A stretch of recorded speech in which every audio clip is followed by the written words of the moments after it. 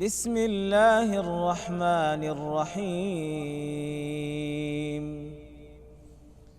إن في خلق السماوات والأرض واختلاف الليل والنهار لآيات لأولي الألباب الذين يذكرون الله قياما وقعودا وعلى جنوبهم ويتفكرون في خلق السماوات والأرض ربنا ما خلقت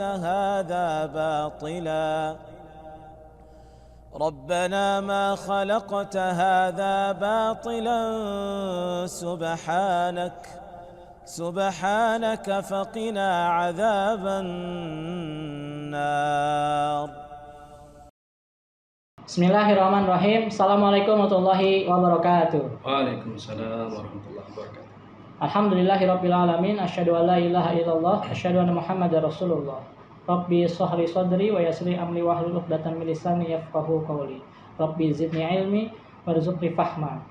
Alhamdulillah, hari ini kita berjumpa kembali pemirsa dalam acara Bincang BTS Biar Tambah Soleh episode kedua. Pemirsa, acara ini terselenggara berkat kerjasama dari Masjid Uswah Al-Afaf dan juga Rohis Al-Qudwah. Alhamdulillah, hari ini sudah kedatangan bintang tamu, ada di sebelah saya. Assalamualaikum Ustaz. Waalaikumsalam warahmatullahi wabarakatuh. Alhamdulillah. Kalau kita amati pemirsa, sebenarnya Ustaz sudah pernah isi di kajian iktikaf gitu ya. Cuma memang waktu itu kajian iktikafnya masih daring gitu Ustaz ya. Iya, betul. Jadi jamaahnya sepi, kebanyakan jamaah yang tak terlihat gitu. Virtual. Virtual. Alhamdulillahirabbil alamin. Di sebelah saya ada Ustaz Haris Fadilah. Betul Ustaz, kira-kira begitu? Betul Ustaz. Alhamdulillah. Baik. Ustaz, hari ini kita akan bincang-bincang, ngobrol-ngobrol, mudah-mudahan bermanfaat. Insyaallah tentang bulan Oktober nih Ustaz. Bulan Oktober. Identiknya kalau bulan Oktober tuh tentang Sumpah Pemuda kayaknya Ustaz. Sumpah Pemuda, betul. Ya, kita akan ngobrol tentang Sumpah Pemuda. Kira-kira ada hikmah apa Ustaz nih tentang Sumpah Pemuda nih? Sumpah Pemuda ya. Sumpah Pemuda kan berarti tentang pemuda. Ini ada ayat Quran ya. A'udzubillahi minasyaitonirrajim. Salam dulu ya teman-teman nih. Boleh Ustaz. Disebutnya apa pemirsa bagaimana? Pemirsa aja. Pemirsa ya, pemirsa BTS Biar Tambah Soleh. Assalamualaikum warahmatullahi wabarakatuh. Waalaikumsalam. Hamdan wa syukran lillah, la haula wa la quwwata illa billah. Asyhadu an la ilaha illallah wahdahu la syarika lah wa asyhadu anna sayyidana wa nabiyyana Muhammadan abduhu wa rasuluh la nabiyya ba'dah. Bicara soal Sumpah Pemuda bulan Oktober berarti kan bicara pemuda. Ya, ini pemuda tuh kaitannya dengan ayat Quran ya. Ayat Quran. Ada ayat Quran yang khusus di situ berbicara mengenai pemuda. Ya, mungkin pemirsa sekalian bisa catat juga. Ada di dalam surat Ar-Rum, surat ke-30, itu ayatnya ayat ke-54. Ya, bacanya a'udzubillahi minasyaitonirrajim. Bismillahirrahmanirrahim. Allahul ladzi khalaqakum min da'fin tsumma ja'ala min ba'di da'fin quwwah. ثم جعل من بعد قوة ضعفا وشيبة يخلق من يشاء وهو العليم القدير. Sadaqallahul azim.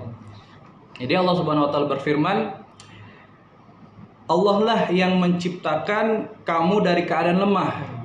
Jadi manusia itu memang awalnya lemah. Diciptakan kita waktu masih bayi, lemah ya, butuh pertolongan dari orang lain.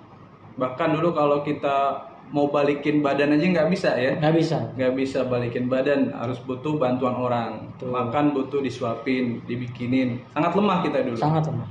Betul. Terus kemudian dia menjadikan kamu setelah kelamaan itu menjadi kuat.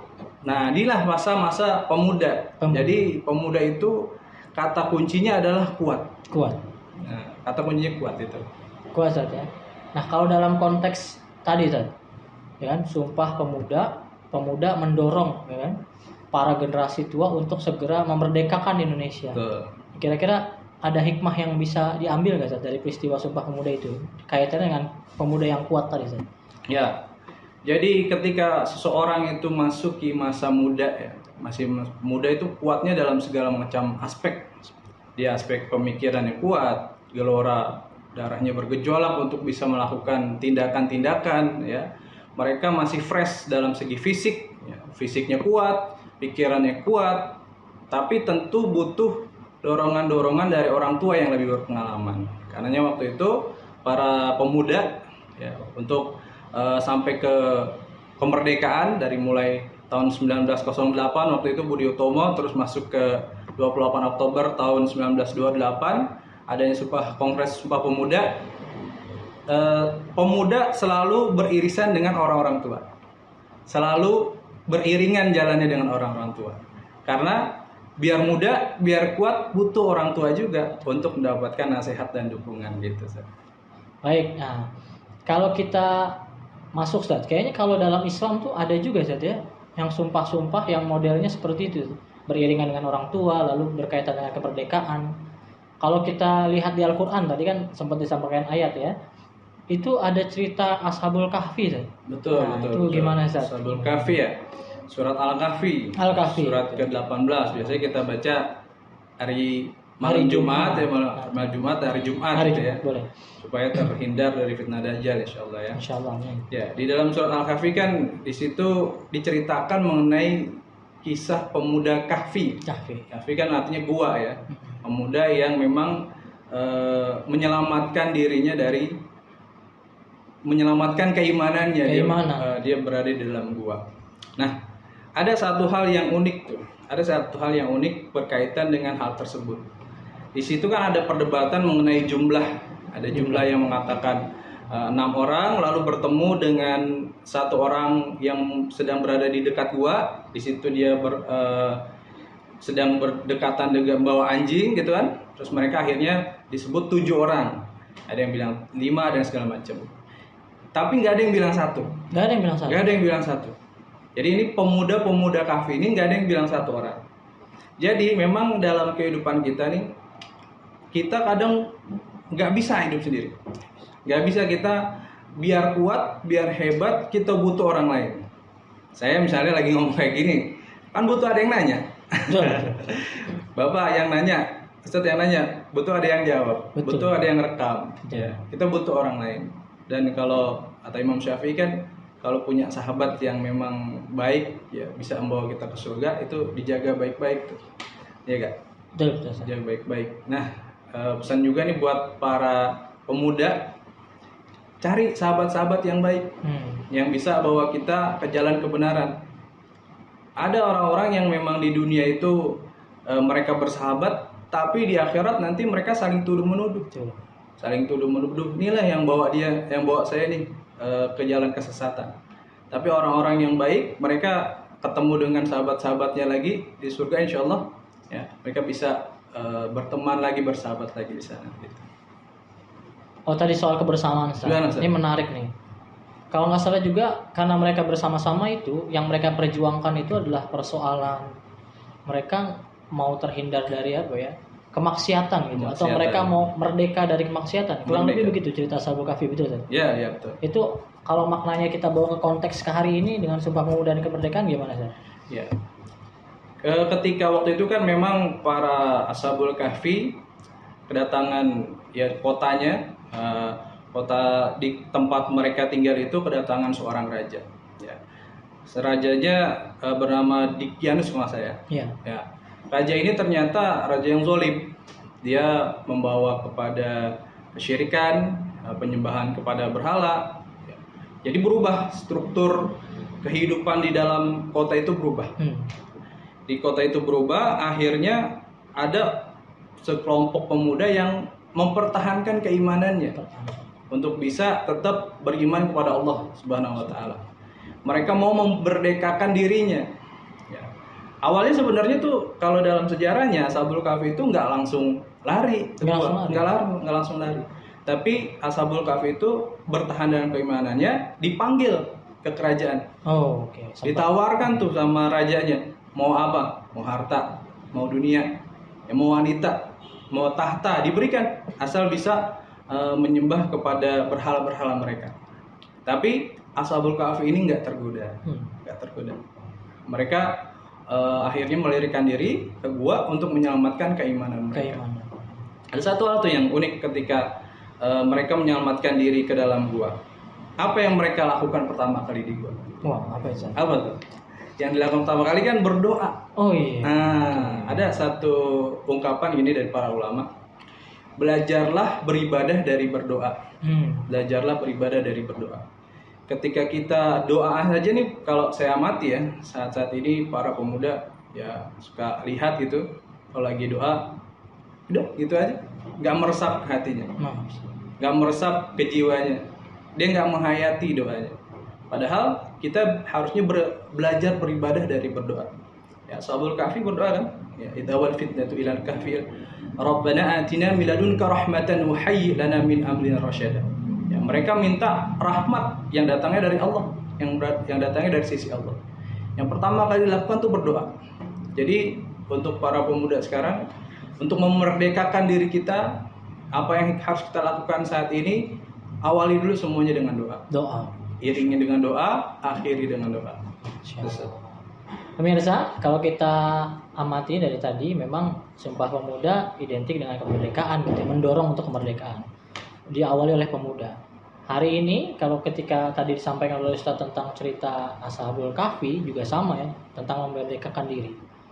Itu dari Al-Quran, Ustaz. Ada juga kayaknya dari Sirah nih, Ustaz. Nah, ada perjanjian-perjanjian, ada sumpah-sumpah gitu. Kalau nggak salah di peristiwa Baiat Aqobah nih. Baiat Aqobah. Gimana saat menurut? Ya. Sebelum ke Baiat Aqobah, saya mau cerita tentang Nabi Ibrahim dulu dikit. Boleh. Nabi Ibrahim itu kan kisahnya memang sangat panjang ya di dalam Al-Quran. Dari mulai masa kecilnya sampai beliau dewasa, ya sampai sudah memiliki anak dan seterusnya. Ada kisah ketika Nabi Ibrahim itu masih muda.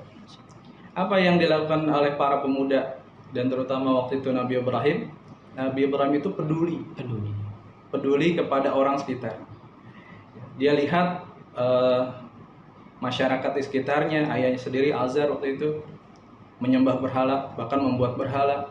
Ditanyakan, mengapa kamu menyembah berhala yang tidak membawa bermanfaatan pada dirimu? Kepedulian seorang pemuda itu harus muncul. Jadi ketika kita tarik kepada sirah-sirah yang sudah ada sebelumnya, itu para pemuda mencontohkan apa? Kepedulian. Begitu juga dengan Nabi Muhammad SAW. Nabi Muhammad itu di dalam surah yang saya baca, beliau berpendapat bergumam gitu. Ini nggak mungkin risalah ini berhenti sampai di sini, karena waktu itu Islam itu sudah mandek tuh waktu itu, karena memang dimusuhi oleh kaum kafir Quraisy waktu itu, dan pembelaan itu datangnya hanya dari yang paling kuat dari Hamzah dan Umar, dengan para sahabat yang lain juga belum punya posisi yang sangat kuat, hanya Hamzah dan Umar saja. Dan bisa dibilang kekuatan waktu itu banyak terjadi penyiksaan kepada kaum muslimin. Rasulullah menganggap bahwa nggak mungkin risalah berhenti sampai di sini. Kalau waktu itu mungkin ya, ini mungkin saja. Ketika Rasulullah SAW berpendapat mungkin ya, ini menganalogikan saja. Bagi orang-orang yang cepat puas gitu, ya udahlah cukup, udah punya pengikut, ya kan? Udah ada nih pengikut dari para sahabat, cukuplah sampai di sini. Kalau Rasulullah SAW waktu itu berhenti di situ, nggak sampai Islam sampai sekarang. Maka dari itu Rasulullah SAW berjuang terus, biar dimusuhin, biar mau difitnah dan segala macamnya, tetap berusaha. Sampai akhirnya ada Baiat Aqobah 1 dan 2 ya. Di Baiat Aqobah 1 kan kita tahu bahwa ada 12 orang ya dari Yathrib waktu itu di baiat, dan nggak puas. Sampai situ nggak puas. Ya datang lagi bulan suci tahun berikutnya, diutus ada seorang pemuda. Muda lagi. Namanya Mus'ab bin Umair, yang memang diutus untuk berdakwah di Yathrib ya, di Madinah sekarang ya. Duta besar Islam. Betul, orang yang memang diutus pertama kali itu. Ke sana. Dan akhirnya alhamdulillah pesat sekali itu perkembangannya. Dari 12 orang di Baiat Aqobah pertama menjadi sekitar 75 orang, 73 orangnya laki-laki, 2 orangnya perempuan di Baiat Aqobah kedua. Dan sejak itu keislaman itu menyebar kuat di Yathrib, dan akhirnya bisa sampai merdeka untuk di Mekah, dan alhamdulillah sampai saat ini kita terima keislaman di dalam dada kita insyaallah. Masya Allah. Yastrib itu Madinah sekarang. Madinah. Masya Allah, buat yang belum berkunjung Madinah, semoga kita bisa ke Mekah dan Madinah ya. Ya, betul. Amin. Nah, jadi Baiat Aqabah itu isi perjanjian-perjanjian Ustaz, ya? Yang kemudian mendorong untuk menjadi lebih merdeka gitu. Lebih merdeka. Masya Allah ya, hampir mirip lah ya kira-kira. Betul. Baik pemirsa, di hadapan saya sudah ada 2 buku. Ini langsung dari narasumber kita, Ustadz Haris Fadilah. Bagi yang berminat untuk mendapatkan buku ini, silakan kirim komentar yang menarik gitu ya di channel kita, atau boleh memberikan simpulan, saran atau apapun itu, nanti kita akan coba hubungi gitu ya. Mudah-mudahan menjadi rezeki kalian. Baik Ustaz, sebagai penutup mungkin pertanyaan pamungkas nih Ustaz. Siap. Ya, dalam konteks tadi Ustaz, masih kita bicara tentang sumpah dan ya pemuda lalu kemerdekaan. Kalau untuk situasi hari ini Ustaz, ya dengan sudah tidak adanya penjajahan dan sebagainya, Mas, makna yang tepat untuk memaknai kemerdekaan gitu, terutama bagi kita para pemuda ya, sama ya semuanya mungkin, tapi khususnya kita para pemuda yang akan memimpin ke depan, ini seperti apa kira-kira? Ya, kita tarik garis merah ya dari awal penjelasan kita semua. Tadi saya awal berbicara mengenai kekuatan. Jadi harus dipahami dulu bahwa pemuda itu kuat. Jangan sampai kita kuat tapi melemahkan diri. Banyak orang, para pemuda yang melemahkan diri. Jadilah kaum rebahan. Ya.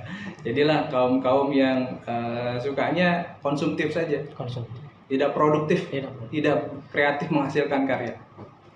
Jadi kalau bicara mengenai kekuatan itu di konteks kekinian, ketika kita sudah berada dalam situasi merdeka, kita sekarang bisa berkarya.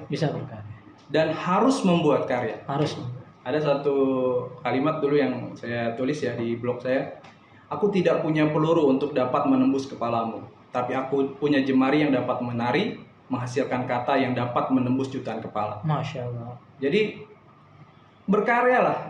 Ya, kita buat sesuatu. Jari kita ini bisa nari, bikin karya, kita bisa nulis, kita bisa bikin konten video seperti ini.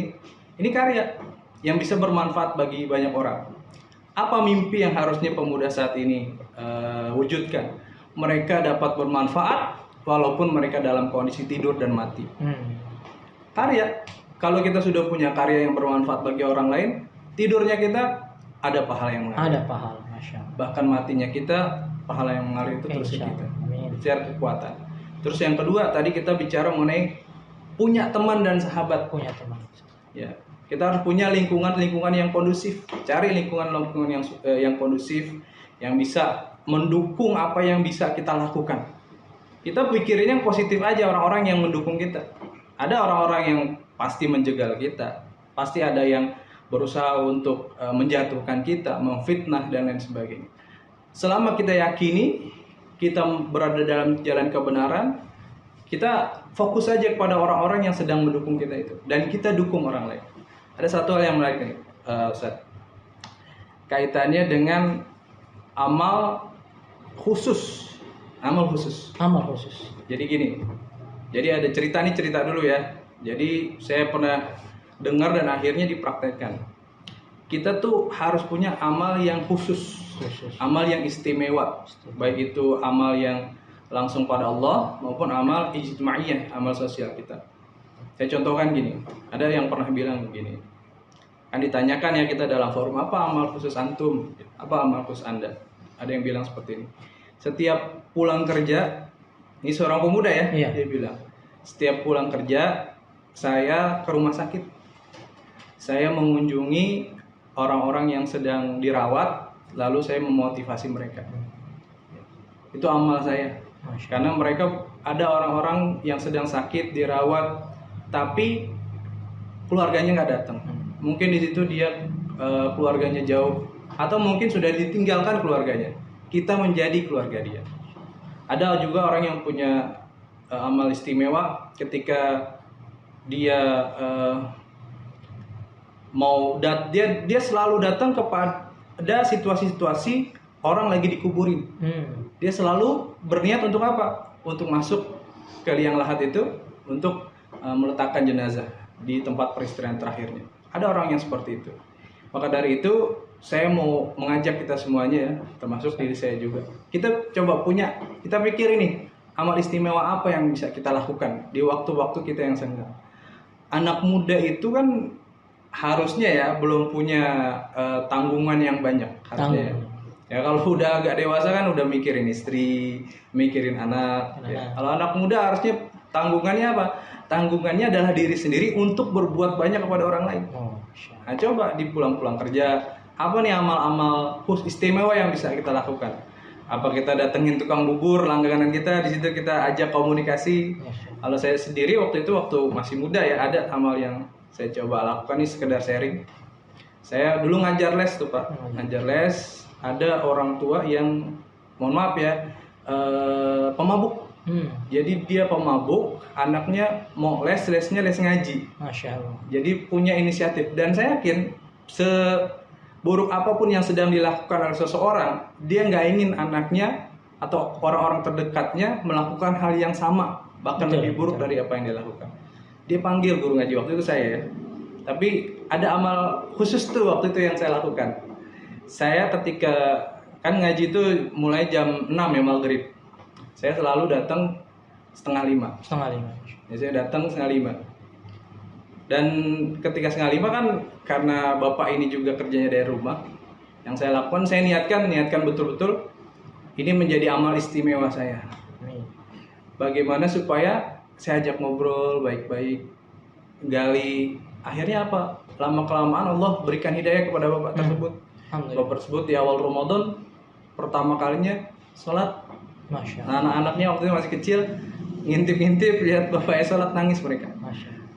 Jadi coba kita pikir-pikir ya, amal istimewa apa yang bisa dilakukan oleh pemuda di era kemerdekaan ini.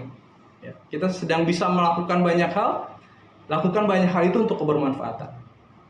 Itu Ustaz. Insyaallah, barakallah. Ngomongin tentang karya, Ustadz Haris punya karya juga nih, yang ditaruh di mejanya. Boleh dikasih lihat Ustadz? Ini buku karya beliau ya. Jadi yang tadi dia bilang ini jadi motivasi buat kita semua ya, lewat jari gitu kita bisa membuat tulisan yang abadi gitu ya. Kalau kita belajar dari para sesepuh kita juga begitu ya, banyak meninggalkan tulisan gitu, baik ulama maupun yang kekinian juga banyak meninggalkan tulisan. Dan yang tadi yang penting adalah ya bagi pemuda ya jangan terjebak oleh kegelapan penjajahan. Berarti hari ini kemerdekaan itu dimaknai dengan kebebasan dari hawa nafsu gitu atau gimana nafsu, betul. Jadi memang saat ini kan kita pemuda-pemuda kita nih godaannya banyak banget dibanding mungkin kita waktu dulu masih sangat muda ya. Kita waktu remaja ya udah tau lah masalah handphone, ya gadget segala macam, itu kan banyak tawaran-tawaran godaan. Dan itu sebenarnya jadi tawaran-tawaran untuk berbuat baik gitu. Segala sesuatu yang penting iman. Ya iman, kita muraqabatullah, merasa diawasi Allah. Ketika kita dihadapkan pada apapun, ingat seorang pemuda juga Nabi Yusuf alaihissalam, ya, yang berkata ma'azallah, aku berlindung pada Allah, digoda oleh seorang wanita yang sangat cantik, berkedudukan tinggi, ya, Zulaikha waktu itu. Tapi beliau walaupun dalam situasi di dalam tempat yang bisa dibilang aman, tapi Nabi Yusuf alaihissalam menyadari bahwa dia tidak kuat untuk bisa melawan hal itu semua. Maka beliau minta perlindungan dari Allah Subhanahu wa taala.